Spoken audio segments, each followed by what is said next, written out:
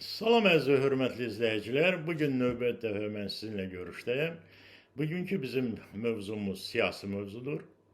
Özünüz bildiyiniz kimi bu yaxınlarda Azərbaycanın prezidenti hörmətli İlham Əliyev Almaniyada rəsmi səfərdə olub və həmin səfər zamanı bir insident baş verib.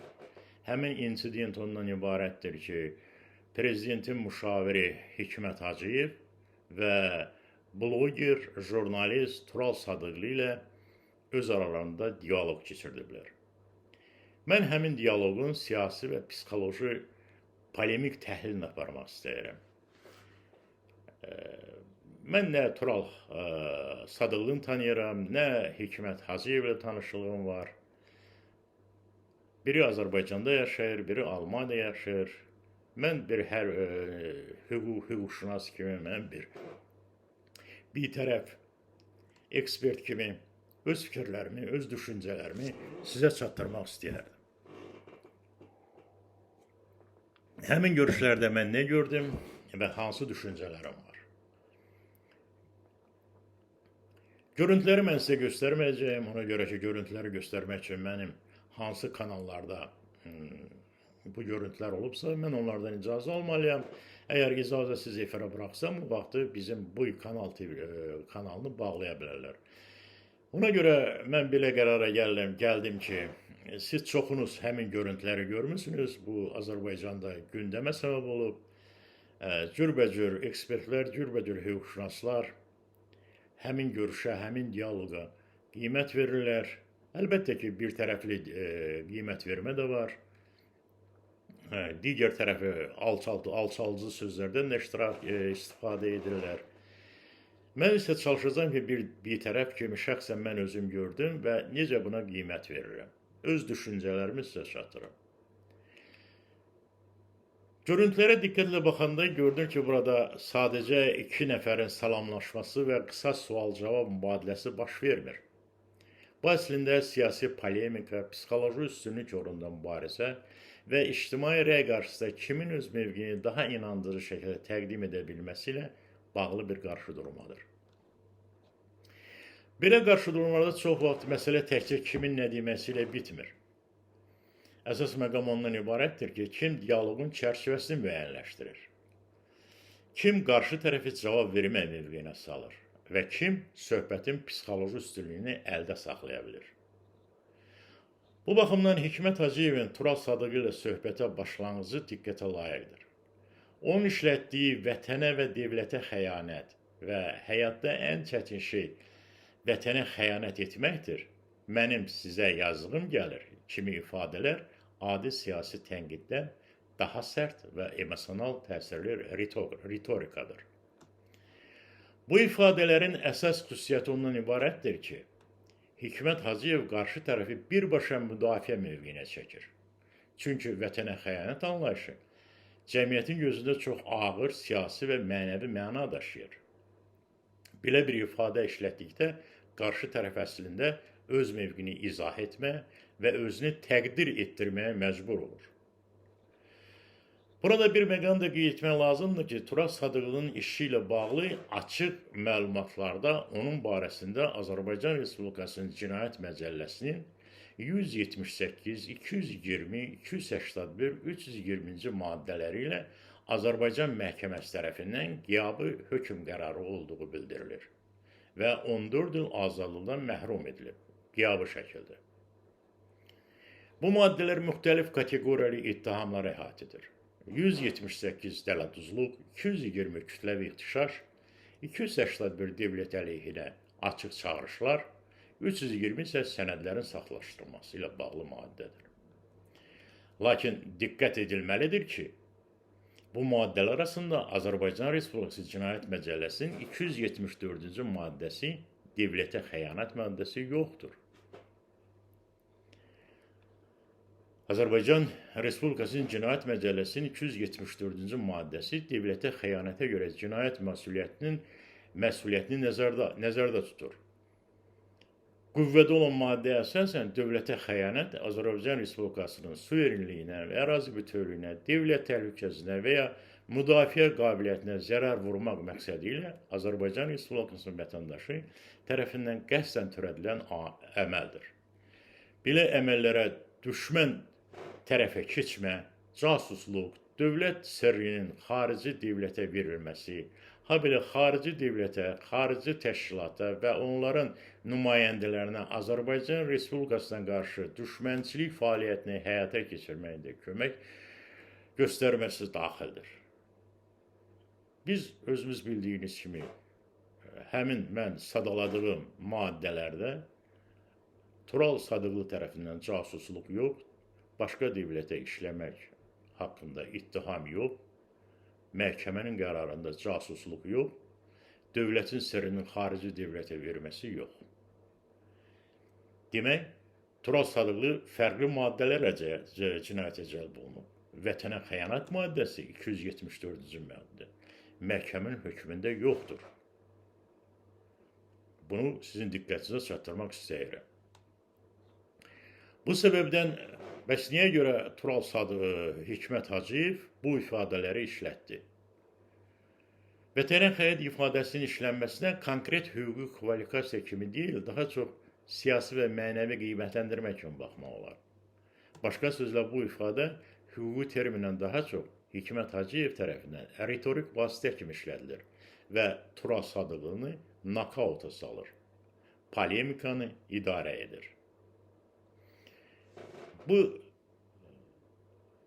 Lakin məhz burada siyasi kommunikasiyanın maraqlı tərəfi başlayır. Çünki bir şəxs haqqında belə ağır siyasi qiymətləndirmə işlədikdə, bu təbii ki, cəmiyyətdə güclü reaksiya yaradır. Bu diyaloqun ən maraqlı tərəfi Tural Sadıqlının bu ifadələrə verdiyi reaksiyadır. Belə vəziyyətlərdə təcrübəli polemistin əsas məqsədi sadəcə özünü müdafiə etmək olmamalıdır. Əsas məqsəd qarşı tərəfin qurduğu çərçivəni dəyişmək olmalı idi. Hikmət Hacıyev söhbətin mövzusunu müəyyənləşdirir.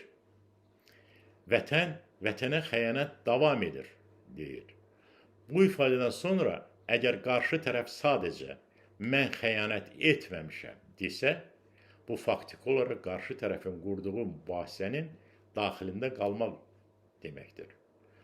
Tural Sadıqlı məhz belə cavab verir və özünü təliyə salır. Daha güclü taktika isə sualı qarşı tərəfə qaytarmaq idi. Versiyalar çoxdur. Məsələn, deyə bilər ki, siz bu ifadəni hansı konkret fakta əsasən işlədirsiniz? Bu şəxsi fikirdir, yoxsa rəsmi mövqedir. Çünki Tural Sadıqlıya qarşı çıxarılan hökmdə bu maddə yoxdur, 274-cü maddə. Və ya deyə bilərdi ki, siz bunu hüquqi ittiham kimi deyirsiniz, yoxsa siyasi qiymətləndirmə kimi. Belə suallarla Tural Sadıqlı müzakirənin istiqamətini dəyişə bilərdi. Çünki bu zaman söhbət kim vətənpərvərdir, kim deyildir, müstəvisindən çıxıb hansı fakt, hansı əsas, hansı sübut var müstəvisinə keçərdi.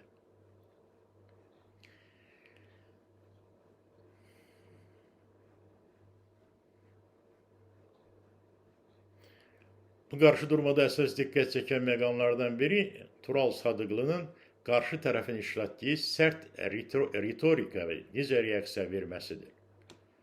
İlk baxışdan onun davranışı müxtəlif şəkildə qiymətləndirə bilər. Bir tərəfdən o özünü itirmədi, diyaloqu davam etdirdi və qarşı tərəflə ünsiyyətdən qaçmadı.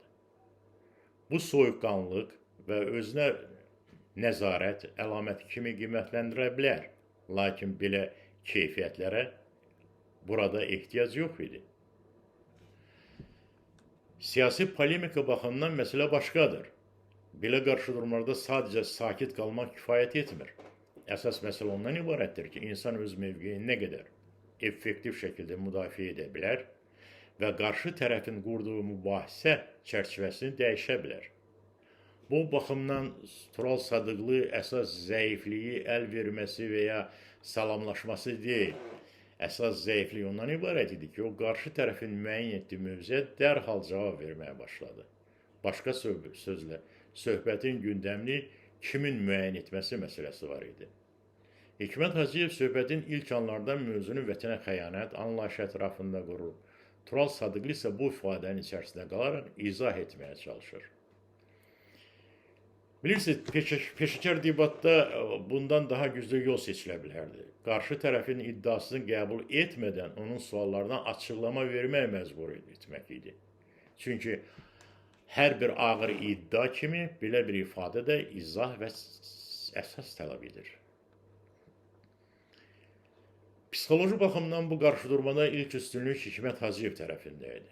Bunun əsas səbəbi ondan ibarətdir ki, o diyaloqun emosional çərçivəsində özü müəyyənləşdirirdi.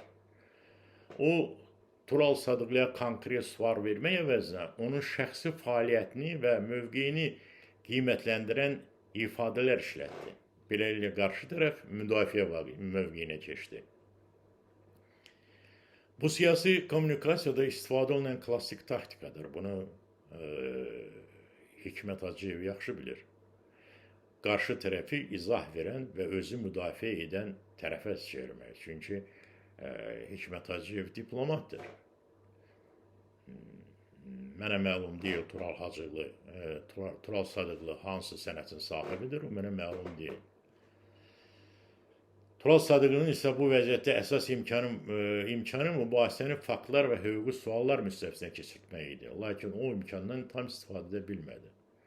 Bu, onun mövqeyini avtomatik olaraq zəif olduğu anlamına gətirir. Çünki siyasi debatda psixoloji üstünlük əsas məqamlardan biridir. Və Hikmət Hacıyevin psixoloji üstünlüyü göz qabağındadır. Bir tərəf diyaloqu idarə edə bilər, amma onun deməsi hər şeyin doğru olduğu demək deyil. Bu qarşıdurmanın bir neçə istiqamətdə qiymətləndirmək olar. Psixoloji baxımdan üstünlük Hikmət Hacıyevdə görünürdü. O, söhbətin tonunu və mövzunu ilk olaraq özü müəyyənləşdirirdi. Taktiki baxımdan yenə də üstünlük Hikmət Hacıyevin tərəfində idi. Çünki o, qarşı tərəfi cavab verən mövqeyə saldı. Tural Sadıqlı məcbur oldu ki, ona cavab versin. Debat texnikası baxımından Hikmət Hacıyev daha hazırlıqlı görünürdü. İfadələri seçilmiş və retorik təsirə hesablanmış idi. Əlbəttə ki, burada hazır cavabı da üstünlük təşkil edir.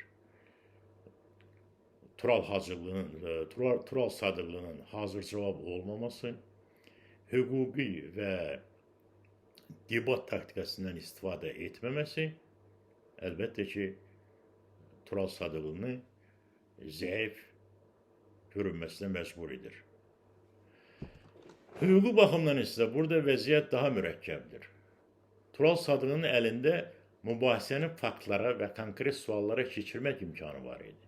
Çünki 274-cü maddə ilə Tural Sadıqlı ittiham olunmub, məhkum olunmub. Lakin bu imkandan, bu fürsətdən o istifadə edə bilmədi. Bu qarşıdurmada hər iki tərəf fərqli strategiya seçdi. Hikmət Hacıyev siyasi ritorika və psixoloji təsir vasitəsilə söhbətin istiqamətini özü müəyyənləşdirdi. Tural Sadıqlı isə daha çox müdafiə mövqeyində qaldı və qarşı tərəfin qurduğu müzakirə çərçivəsini dəyişə bilmədi. Mənim fikrimcə bu qarşıdurmada psixoloji taktiki üstünlük Hikmət Hacıyev tərəfində oldu. Lakin bu üstünlük onun işlətdiyi hər ifadənin hüquqi və yaxud obyektiv doğruluğunu sübut etmir. Bu daha çox debat texnikası, söhbətin idarə edilməsi və ictimai təəssürat yaratmağa bağlıdır. Tural Sadıqlının əsas itirdiyi imkan isə qarşı tərəfin sərt ritorikasına emosional və müdafiəçi cavab vermək, yox, onu konkret faktlara və əsaslara cavab vermək məcbur etmək idi.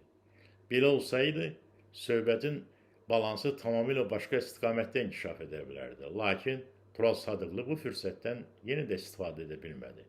Hüquq və siyasi polemikanın anlayışı olmadığını nümayiş etdirdi. Belə vəziyyətdə Tural Sadıqlı ancaq özünün bədən quruluşuna münasib olmayan, ayağına geyindiyi krasovka ilə yadda qaldı və bir məzlum kölə kimi Hacıyevin qabağına qaçıb qamətini əyməsi kimi görsəndi. Bu görünüşdə Tural Sadıqlı özünü siyasi meydə çevirdi. Hikmət Hacıyev isə bu qarşıdurmada master klass göstərdi və Azərbaycanın məşhur atalar sözünü təsdiq etdi. Çörəyi ver çörəkçiyə, pirin də üstəlik. Sağ olun.